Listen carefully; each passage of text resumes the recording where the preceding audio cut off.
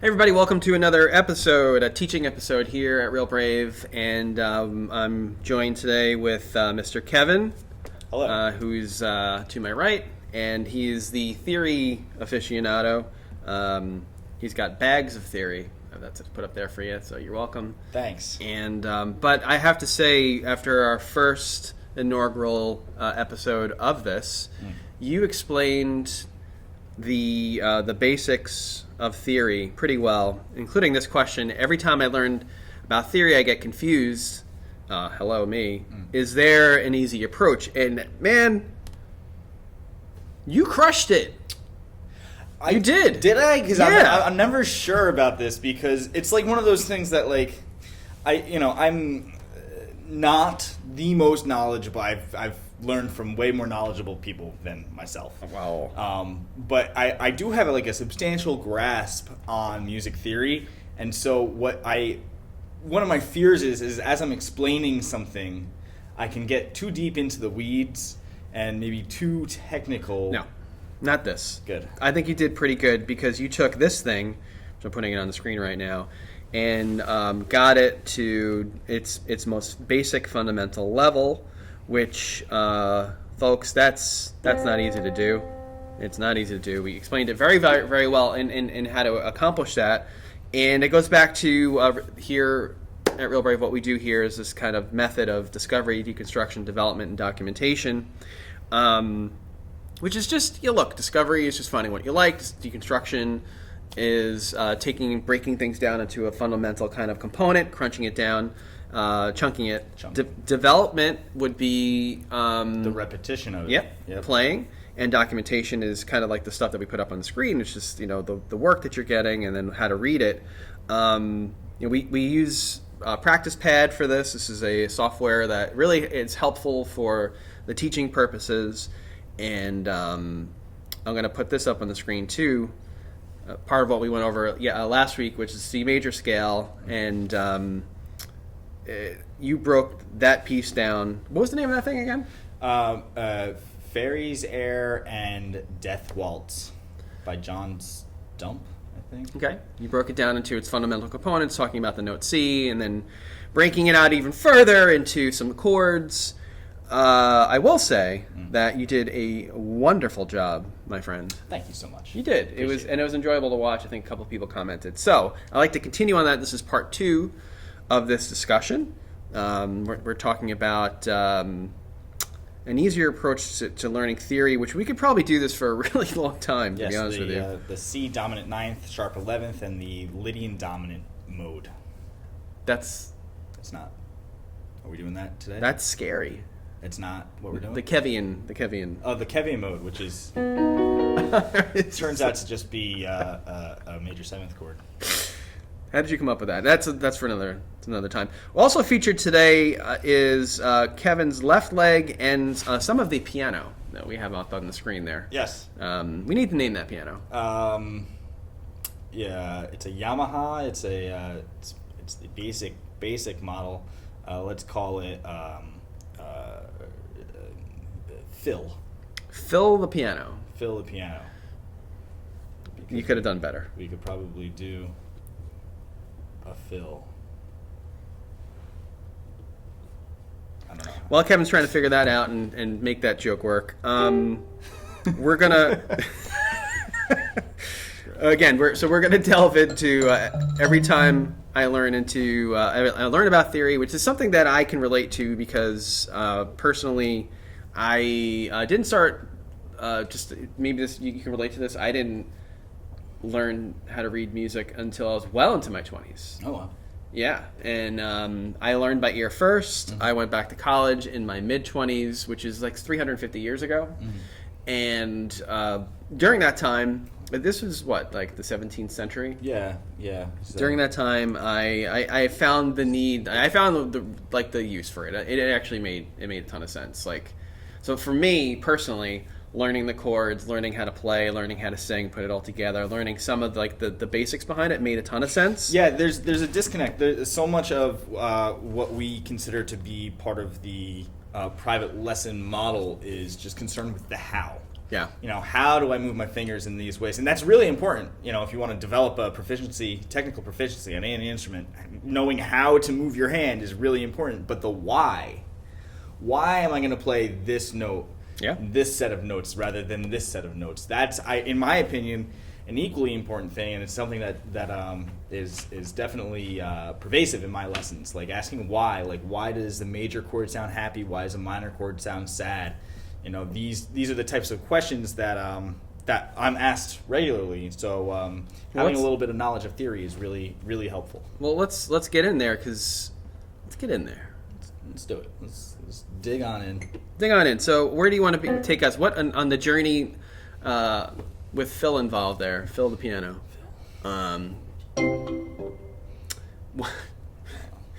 Where do you want to take us today, Kevin? So we talked a lot about last time single notes, intervals. We started to get into what happens when you start stacking intervals and you end up with chords or triads. Chords. It's a giant beast of a chord. Yes. One thing I would like to touch on before we get any further down that track is talking about a scale, the major scale. The major scale is a sequence of notes, and really it can be thought of as a sequence of intervals, whole steps and half steps, or major seconds and minor seconds. Okay. Let me throw out the before you go there. Let me throw this up on the screen there. This is the old practice pad and you. There you go. Go for it. And I want to point out that practice pad, for each of these concepts that we're talking about, there is a video module and assigned challenge for each interval. Cool. And for each scale on each instrument. And this idea of a scale, a sequence of notes, we'll take it to the major scale, which I think we talked a little bit about last time. Do, we did. Re, mi, fa, sol, la, ti, do. I have the major scale. The C. Well, we talked about solfege, so I have the C major scale up on the screen right now. So the C major scale is a sequence of whole steps or the major scale in general. It doesn't matter what key you start, what note you start on. It's a sequence of whole steps and half steps, and that sequence is whole, whole, half, whole, whole, whole, half. Say that fast 5 times. Whole, whole, half, whole, whole, whole, half, whole, whole, half, whole, whole. I can't. You can't. No. That is like the foundation for a lot. Like 99% of Western music is based on this. Wait a second, Kevin. Yes. Western music? Western music. Like out west? No, like from like Europe and then west of Europe to America. Ooh, there's a whole realm of music that's beyond what we would consider to be classical or even just American pop or stuff like that, and it's a very different discussion and a far-reaching one too. We would go down the rabbit hole if we did that, huh? Because there's not just whole, whole, half, whole, whole, whole, half. Oh, there's not. I mean, that's a basis in Western music, and if you go further in Western music, there's like whole, half, whole, whole, half, whole, whole, that kind of thing. So is that why these things? But if you go east of Europe, you'll find modes of music that don't adhere to that, and you'll find semitones and like quarter tones. Yeah. And microtonal music, which is more like a really good example would be classical Indian music on the sitar. We don't call them scales in India; we call them ragas. But this again. I know, but I think that this is an important thing. And we're live here recording this educational thing. I kind of like that comparison because some people will be like, "Well, that's music. It's just the piano." Right? That's not the full story, right? Right. So like this is the beginnings. This is the basics, because then you can expand. This is why I think people like the Beatles went insane when they heard more Eastern music, right? When they started George Harrison. Yeah. Yep. Studied with Ravi Shankar. Yeah. Ravi Shankar. Thank you. Again, the camera has made my brain mush. Please continue. I'm sorry I was interrupted. Anyway, the major scale, whole, whole, half, whole, whole, whole, half. And, if you're looking at the piano here, Okay, we're going to put that up on the screen. There you go. Cue camera 3. You might just see me go like this. Just all the white keys in a row, right? But if we're talking about whole steps and half steps, major seconds, minor seconds, that means from the first note to the second note, it's a whole step, or 2 consecutive notes. So I'm going from C, C sharp to D. That's one whole step. The next whole step from B, from D to E. So we're skipping that D sharp, that black key right there. So whole, half. Now, that gives us to our next white key, because there's no black key in the middle here. Brings us to F. Whole, half. Whole, half. And that's actually why the piano is organized the way it is. A set of 2 black keys, set of 3 black keys, because when you lay it out like that, you have that whole, half, whole. Wait. whole, half, whole, half laid out naturally. Yeah. And it's easier to look at than just like every other key is white and black, and it gives us a geometrical frame of reference when learning the instrument. Now, okay. All right. So, okay, we talked about the major scale. It's a sequence of notes. We can say, instead of C, D, E, F, G, A, B, C, we could say 1, 2, 3, 4, 5, 6, 7, 1. And that's important. Because when you start to take that scale and take groups of notes together from that scale, for example, if you take 1, 3, and 5 from any major scale, what's that, Dan? That is, I'm going to throw that up on the screen. You started on the C there, on the C note. That looks like a C major triad. That is absolutely a C major Did triad. I win anything? You have won points. Great. Yes. Phil. Phil. Uh-oh. I can't do it. You're not on the screen. All right, never mind. Phil is not happy with you right now. So 1, 3, and 5 from the C major scale gives you a C major triad. You can build a triad, and a triad is just 3 notes. Triangle, right? Mm-hmm. You can build a triad this way off of any major, coming out of any major scale, using every other note from the scale. There's C major. In the key of C, we have also D minor, E minor, F major, G major, A minor, B diminished. Whoa. Triad. Go back to that diminished chord. That sounds different than the rest of them. Why does it sound different? That's an excellent question, and it's because of the interval between each note. So we talked about intervals last week. We talked a little bit today about them. An interval is the distance between 2 notes. So if we look at C, we'll find that we have a major third there. Think rollin', or when the saints, major third. And then from that middle note to the next note, it's a minor third. Think lullaby and good night, go to sleep, right? So we have a major third and a minor third. Now, just in a parallel sense here, let's say what happens if we bring this middle note down a half step. So now we have a minor third. Lullaby and good night, go to sleep. And from the middle note to the top note, we have now a major third. Rollin', oh when the saints, and so on. So, but when we have a major third and then a minor third, we have a major triad. But when we have a minor third and then a major third, we have a minor triad. Okay. And that's a sad sounding triad versus a happy triad, right? Oh, so you got happy and sad because you got these 2 intervals that are kind of moving in. They have a different space between them. Yes, but what happens when you truncate that space even more, or let's say diminish that space even Never more? diminish your notes. Lessen the distance between each 2 notes. So I already lessened this note. I can lessen this note. I can diminish that note as well.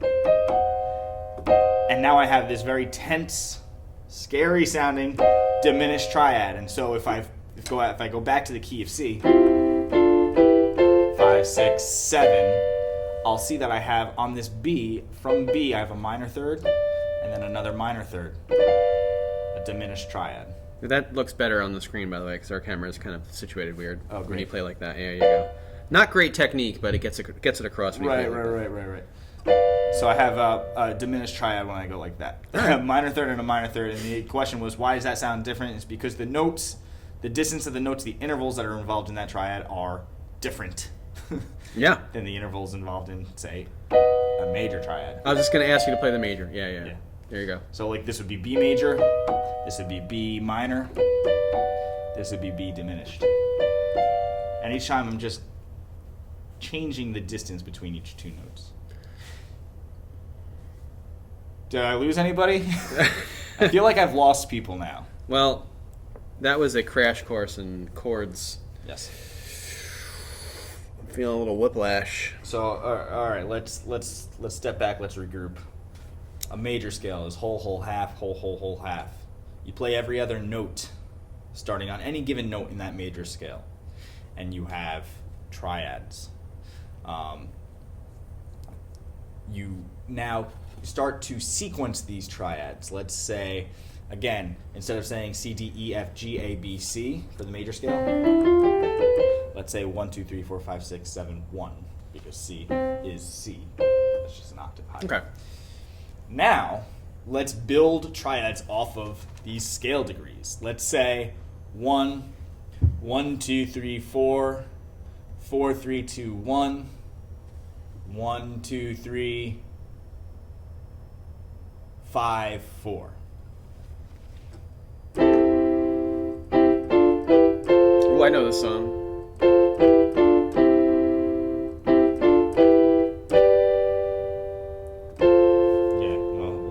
We'll say that that's correct. What song is that? Lean on Me. Yeah, exactly. And all it is just triads on the major scale, starting on the first note of the major scale, and they just travel up. That's all it is. So now, all right, that's one example. How about 1, 6, 2, 5? What happens then? What? Now, what is 1625? We're talking again about scale degrees. 1, 2, 3, 4, 5, 6, 7, 1.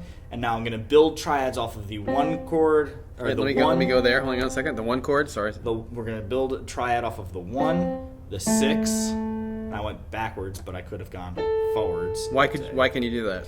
Because it's the same note. This is A, this is A. And the only thing that'll change is whether it sounds high or it sounds low. Right.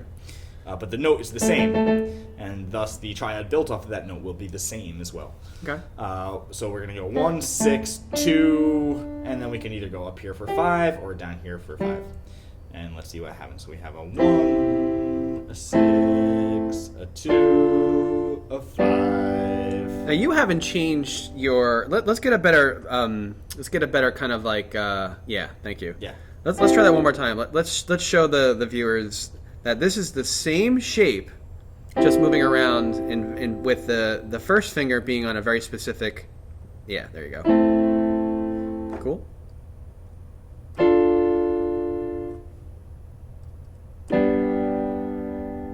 And you can think.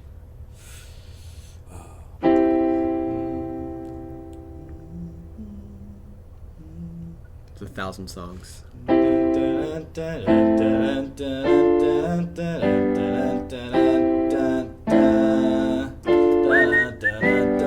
high. Or Earth Angel, Earth Angel. Will you be mine? My darling dear. Yes. Love you all the time. That's one of the that's one of the first songs I ever learned. And, one of the first. And rightfully so, because it's a diatonic chord progression in the key of C. Yeah. And it's easy to master. And once you've mastered that one, you've mastered at the same time like 100 more songs. Lollipop, lollipop, oh, lolly, lollipop. Is there a current song that's not from 312 years ago? That uses 1, 6, 2, 5. It's sort of an antiquated chord progression, actually. Yeah, because it's got like that doo-wop. Yeah. Yeah, you don't hear it a lot these days. You can reorder it to where it's 6, 1, 2, 5. I'm trying to think there was a Harry Styles song, but I forget what it was. But a lot of pop music, I mean, whether it's 1-6-2-5 or 1-6-4-5, which is a very common substitution because the 2 and the 4 share 2 of the same notes. You might hear a 1-5-6-4. Show us that. I got it on the screen. That's going to be 1, and remember 1, 2, 3, 4, 5, and then 6, and then 1, 2, 3, 4. Now this one should probably be the most familiar to a lot of us.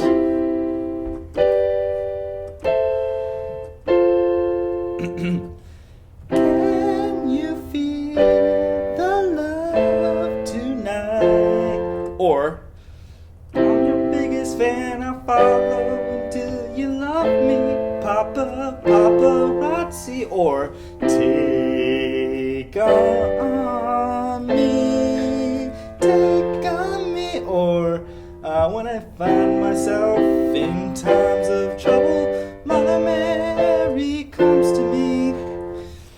Killing it with the vocals today. Just guess. crushing it.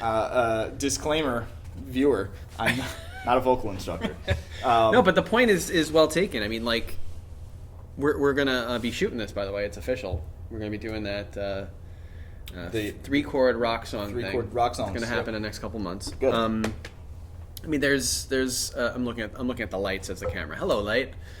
There's a there's a thing to just a couple of chords, and I think you've made this very clear. We've built upon the scale. We've turned them into chords. What about for the guitarist? Really quick, can we talk about that? Like, how does a guitarist utilize this knowledge? You're using fill. Fill it's been utilized.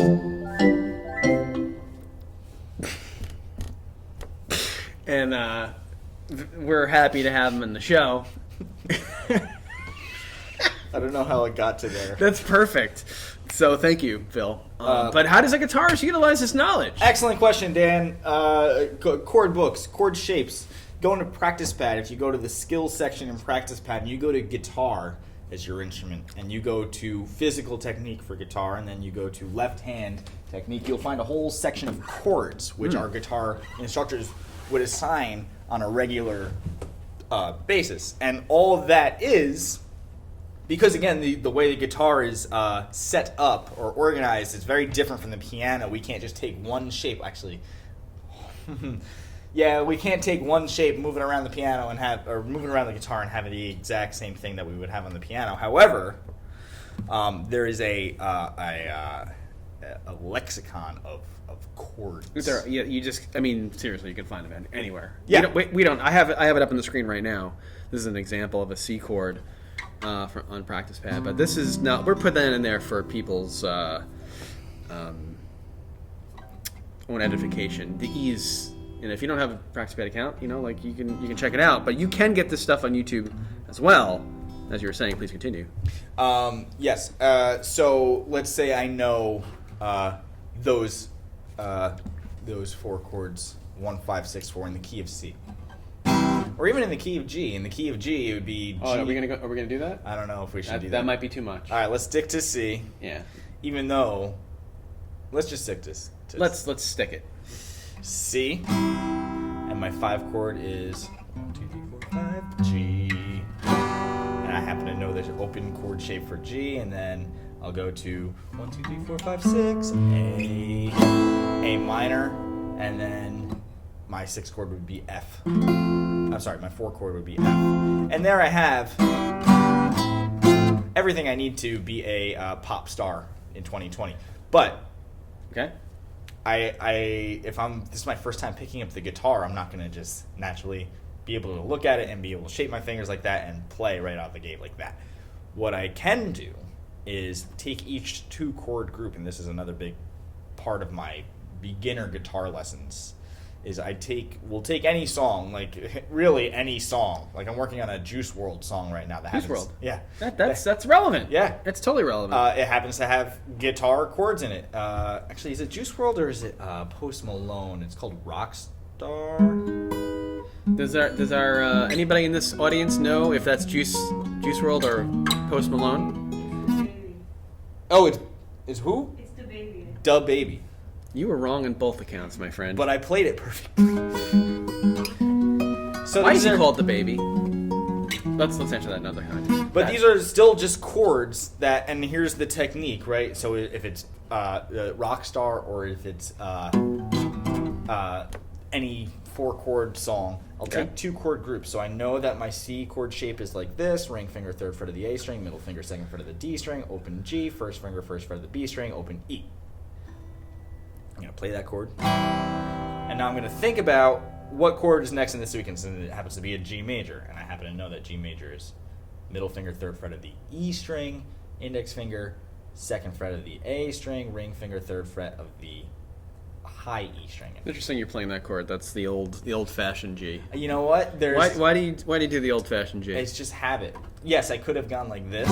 Yeah. A lot of people are shy about using their pinky. They're pinky shy? Yeah, they're pinky shy right in the beginning. Are you pinky shy? I am not pinky shy. I'm extremely open about my pinkies. Sorry.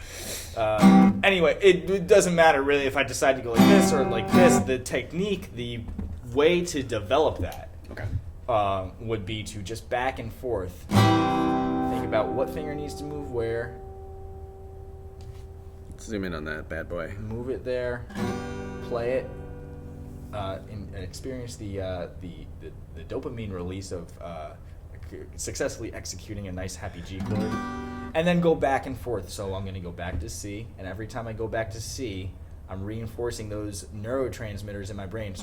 Neural pathways in my brain. Very good. I'm physically adding a fatty layer to those neuro pathways. This is getting deeper than we intended. To more facilitate electrical charges in my brain. That's as far as I'll go on that. That you've successfully Albertized us on. I think that's it. Yeah, the myelin sheath along those neural pathways. But that's all that is. And I'm just going back and forth, and every time I go back and forth, I'm a little bit more proficient. Sometimes I don't always get it there correctly. So I can say, that sends off a signal in my brain that says, that's wrong, fix it, look at what you did, oh, okay, there it is. And I can go back and forth. And now a helpful thing I might do would be to set up a metronome, and I might strum on beat 1 and switch for 2, 3, and 4. 1, switch, 2, 3, 4, 1, switch back 2, 3, 4. This is a little higher tempo than I would start with, 3, 4. Once I'm comfortable at 1 strum switch for 3, I'll go 1, 2, switch, 3, 4, 1, 2, switch, 3, 4. Once I'm comfortable 2 strums each, 3, 4, 1, 2, I'll go 3 strums and switch for 1. 1, 2, 3, switch, 1, 2, 3, switch. Once I'm really comfortable here, I'll go for 4. 1, 2, 3, 4. And in doing this, I have developed a sense of muscle memory. Yep. I have developed a sense of rhythm. I've developed a sense of pitch, hearing what's correct and what's incorrect. I'm that much more equipped now to play through a chord progression. Now I would do that for every 2-chord group in, say, a 3 or 4 chord progression. So the next 2-chord groups, if the chord progression is C, G, A minor, F, I would do G and A minor. 2, 3, 4. 2, go back and forth, and 1, 2, and so on, until I can, without really having to think too hard about it. So for the viewer, and thank you, that was excellent. Thanks. As usual. I have up on the screen discovery, deconstruction, development, and documentation. So we started. We've come a long way. Now we're kind of we've discovered that there's a couple songs out there that have, as the the person that wants to learn, I've discovered that I want, or we've talked about this. Sorry. There's some songs out there, and I like the song, and you picked the song, and you're like, by the way, here's the chords to that song. Yes. And then in my brain, talking about dopamine release, cool, I love that song, right? Right. So that's part of discovery. Deconstruction is what you're just doing, is just breaking it down to its fundamental components and showing this is detailed. This might be a little bit down the road, for perhaps, right? Like not first lesson stuff. Actually, you know what? What I like to do is in my first lesson give the student something to walk away with that by the time they come back, if they practice. Yeah. Able to start getting there. Okay. Getting there. Okay. It's in 30 minutes, I might spend the first 5 minutes talking about body, head, neck, frets, string names, fret numbers, finger numbers, and then in the next 10 minutes, I might go over 3 chords.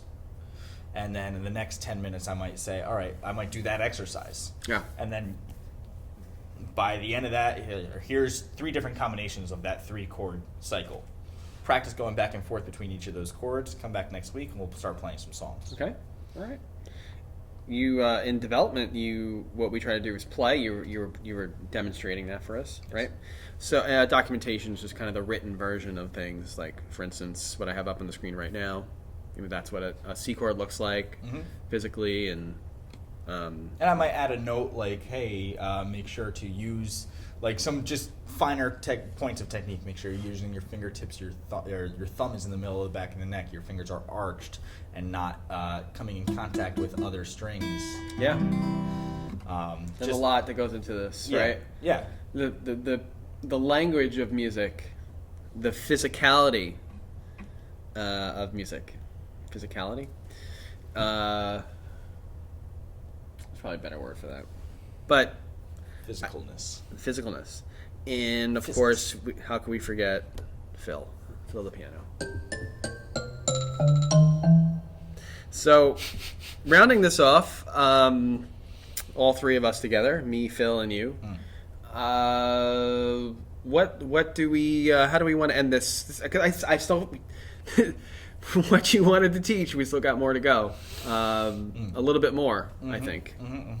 Maybe rounding this off next time. Let's maybe turn this into a summation next time, or should we just? We've gone over our solfege, we've gone over intervals, gone over triads, and chord progressions, somewhat.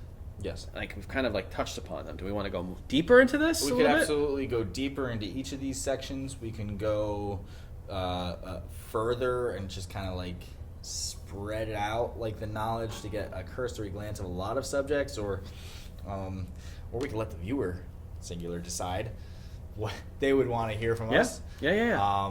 Let's see. We'll post this and then we'll get some comments. We could probably have weeks of this discussion, to be honest with you. We could.